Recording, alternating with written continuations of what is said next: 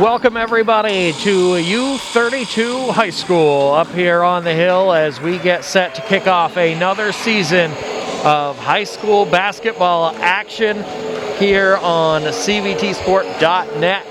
And Mr. McLean, it is a welcome distraction, I think, for everybody involved to get back here on the basketball court, and yet you can obviously see the differences and you can hear the differences. It is empty gyms, it is broadcasters wearing masks, and it's got a different feel to it. You know, you're absolutely right. And, you know, I think that the sense of being back is that sense of somewhat regularity that, you know, once you start playing the game, it's a matter of being back and just able to play.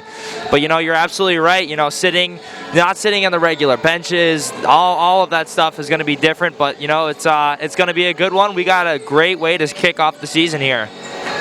Absolutely, as the U32 Raiders get set to take on the HArwood Highlanders. And it was a heartbreaking end of the year for the HArwood Highlanders, making their first ever state championship game and not being able to play that game. Yeah, you know, absolutely. You work so hard. You know, you get a couple upsets. You know, a lot of teams weren't expecting HArwood to make it that far last year, and they did a great job. They battled hard, and you know, shout out to Fairhaven as well, not being able to play in that Division II finals game. You know, but on a positive note, they did end up making it onto Sports Center. I believe it was with Scott Van Pelt on there, so shout out to that as well. But you know, you're absolutely right. A heartbreaker for the Highlanders, and I'm sure they're just looking to rear and tear and get right back out where they left off. And on the opposite side, U32 is a team that has made a lot of trips to the auditorium in recent years, you know, between fluctuating from Division I and Division II. They've kind of settled back into Division II. They've made a lot of trips to the auditorium, but they have yet to get over that hump. Yeah, you know, it's been a few years since they've been able to really go deep into the playoffs. You know, last year I think it was a first-round loss to Spalding, and you know they've had a lot of talent in recent years, and that's not to put anything past them or say they haven't been talented. That would be an understatement for sure, because they have been a talented group, and you know they have a second-year head coach, Eric Bennett, and you know he's going to be great, and I think this team is going to look good this year. Absolutely, as we get closer and closer to tip-off, and it's going to be interesting to see how this season for all these athletes in Vermont progresses. It was, you know, we didn't know till last Friday whether or not this was going to be a go this week, and we have everybody raring to go. And you know, I know a lot of coaches, and I've been exchanging messages, and I felt like some were on the verge of a revolution if they weren't able to get on these courts. And hopefully we'll be able to see some version of a season this year, and hopefully a full season. You got a lot of athletes who are not just, obviously all these athletes want those championships, they want team wins, but you have a lot of athletes who are, you know, have worked 17 years to get to 1,000 points. Yeah. Who weren't sure whether or not they were going to have that chance. You have, you know, kids who are on the verge of maybe breaking a school record for scoring, who weren't sure they were going to have that chance. So, judging from what I've heard from talking to coaches and a few student athletes, there's a lot of energy, and it'll be interesting to see these first few games whether or not they can kind of compose themselves and get in that rhythm, especially with a very truncated, awkward build-up to the season. Yeah, you know, you're absolutely right, and there's a lot of, you know, just unknowns of the season, and I think that's going to be a really interesting thing. It'll be certainly very fun to watch. Well, I hope fun to watch out of the gate here. You know, two teams, the first game of the season under, you know, completely different logistics, practice times thrown around, you're wearing masks, everything looks different, as we mentioned before, so it'll be fun. And you know, like you said, there's a lot of athletes trying to accomplish different things, and you know, everyone's got a different goal coming into a season. You know, usually you have obviously team goals, but you know, different athletes have such different goals this season. You know, it's just like some of them are just saying, I just want to play. And, so it's for the freshmen, it's I want to get on the court, and the sophomores, it's on the court. But, for those juniors and seniors, as you were mentioning, scoring records and whatnot, there's a lot more at stake there, and it'll be fun. And not to mention, a lot of these student athletes have not had the opportunity to play competitive basketball in almost a calendar year, because you have to also take into account there was no AAU all summer. That, a very large percentage of your varsity athletes are partaking in to get those extra reps. So. Yeah, I tell you what, until a few weeks ago when we started up, I was not in a gym from March 4th, I believe it was, the loss to Montpelier in the semifinal games at the Barry Auditorium. I had not been in a gym for organized basketball. Maybe once for one AAU practice I think we had, and then that was it. And so it'll be certainly interesting. Taking a look at our starters here for the U32 Raiders. Jordan Price out there along with Casey Fly. Kara Richardson is in the middle. Eliza Garland on the floor as well. As we're get you the rest of the names here as we go. The quick start out of bounds. And we're going to re-jump. Only fitting for a year like this, I guess. We mentioned AAU, and that you kind of got a real AAU feel in the gym without the crowd. And the first possession of the season will go to the U32 Raiders as they work it around to Price. Looking inside, a quick turnover, and Harwood will get their first possession as Emma Ravelin brings it up over half court, and that'll be a quick reach-in foul on Yvonne Roberge. Nice work there by the Highlanders. Good defense there. Just a little miscommunication by the Raiders, and the Highlanders able to pick that one off.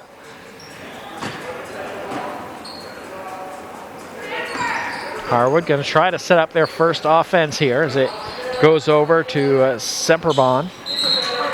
Knocked out of bounds. Going to go off the foot of Semperbon. And it goes back to the Raiders. So each team starts with a turnover here in this first quarter. Casey Fly bringing up the ball for the Raiders. She has been now, this is her 4th year as a varsity athlete here for the Raiders. Certainly very talented. Roberge dribbling to her left, kicks short corner. A nice little cut. They feed down to Hogan. Goes back to the outside. They swing it across. It picked off by Harwood. On the move once again is Ravelin. And a turnover for Harwood. So 2 turnovers apiece in our first 4 possessions. As the Raiders and the Highlanders look to shake off the rust here and get some positive momentum. Full 10-footer won't go, but a good look that time for Jordan Price. As Harwood with the rebound, and they go the other direction. Full give and go, and Proto can't get it, gets her own rebound, won't go, might have got blocked on the second attempt. So each team gets a good look in their last possession. Drive, down low, little jump stop goes up. No whistle, a lot of contact there as no luck there for Olivia Hogan.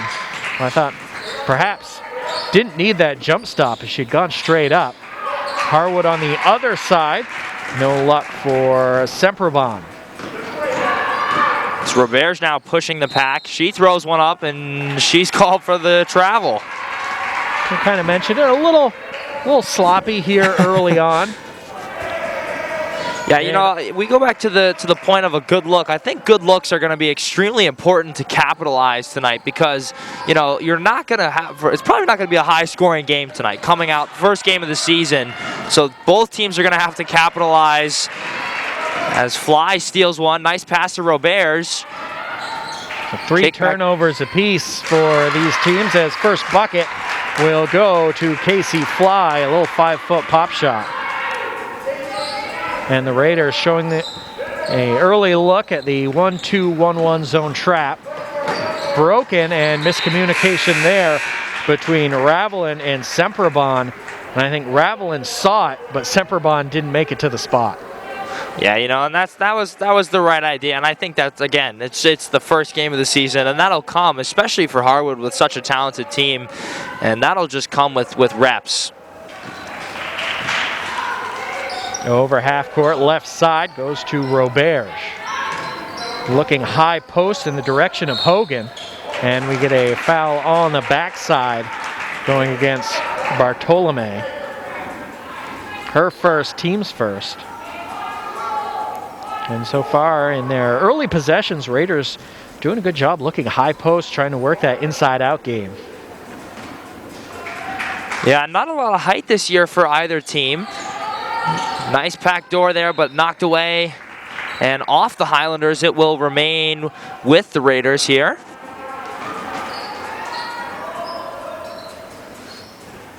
Raiders will set up a box. Just get it in. Goes up top and another turnover, but given right back. And a easy deuce for Yvonne Roberge. You know, Yvonne Roberge, you know, her older brother, Hayden Roberge, played here a few years ago. He is one of the most fundamental players, and that right there is exactly what we like to see. Nice basket there for the Highlanders, pushing it up and getting the layup for two. Jay Fuller gets Harwood on the board. Harwood shows their first look at a zone, and we're going to get a whistle on a travel. Well, those post passes right now for the Raiders are a little sloppy. They're going high.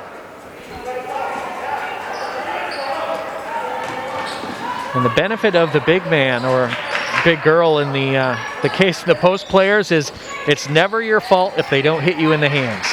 Exactly. No, it's the point guard's job or whoever's making the pass to put it right in the hands as Roberge getting down and dirty, and she gets a jump ball call.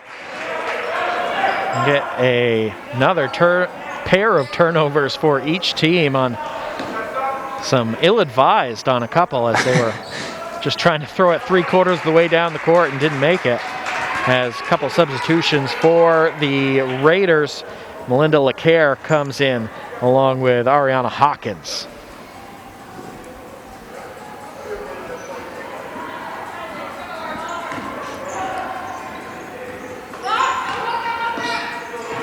Hawkins going to hound Ravelin.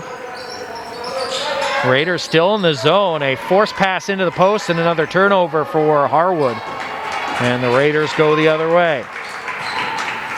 Melinda LeCaire, some point duties off the bench. Nice look at the cut for Hawkins, but the pass late luckily trickles through as we get a whistle and a foul on the drive from Olivia Hogan. And Hogan is not afraid to take it to the basket here, and I like when she does that. And as long as she can maintain her poise and keep it under control, she is certainly going to be a big asset to this team going to the basket this year.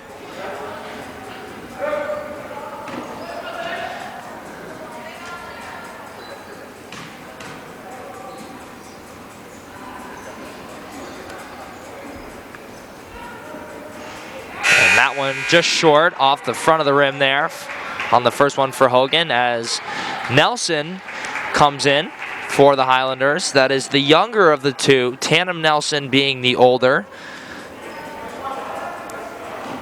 And Quinn Nelson was the second one that just came off the bench for the Highlanders. Hogan on her second free throw. And that one is going to miss everything. Well, Harwood going to set up their press breaker here.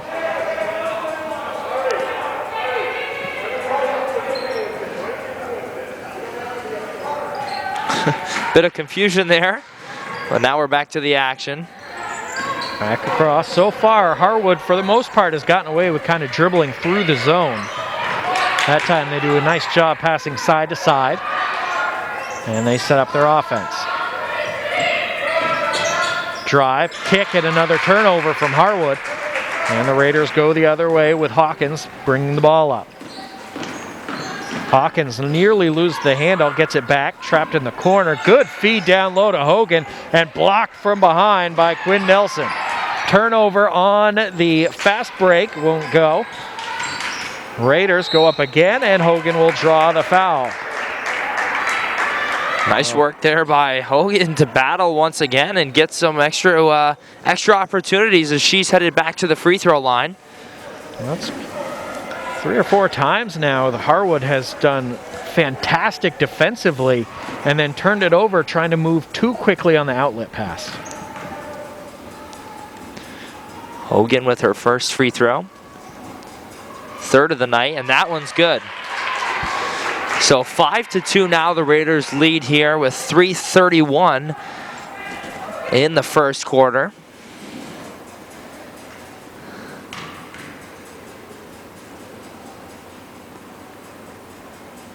And it's up and it's good. So the Raiders leading 6-2. Harwood now trying to break that press of the Raiders. Into the front court, skipped across. Nice layup, but get that out of here. Nice block by Hogan, and Hawkins is off to the races. Hawkins loses the handle, looks inside, turned over. That pass just about a second and a half too late. Harwood tries to get it over. Hawkins gambles on the steal. That'll lead to an open look for Nelson. No good. Rebound Raiders. Good job by Beauregard getting in there. But she's tied up. We get a jump with the direction pointing towards the Raiders.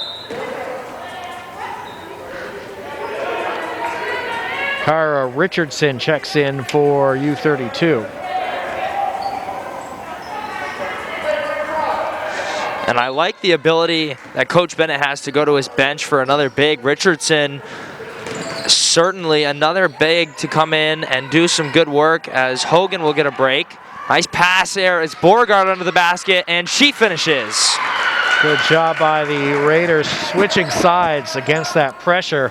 And it looked like there was a lot of faith in that pass from Hawkins. Couldn't really see over the trap, but knew she had a teammate there. On the other end, it is Emma Ravlin who gets all the way to the basket. No one gets in front. And a nice easy layup and a whistle and a travel going against the Raiders. And a very sloppy turnover there. Gives Harwood the opportunity to take it out underneath the basket. And back into the game for the Raiders is number 1, Yvonne Roberge. The Harwood Highlanders taking it out under their own basket. Tipped away, and Eliza Garland nearly coming away with it, but it's regained by Nelson. She's going to go to the basket, short, and Garland with the rebound. Roberge now into the front court. Pass it over to Garland.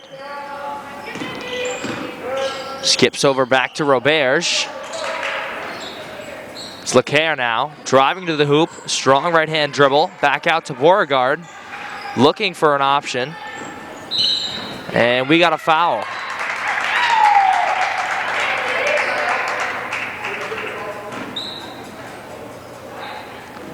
So foul on the Highlanders will result in Raider basketball under the hoop, and we have our first timeout.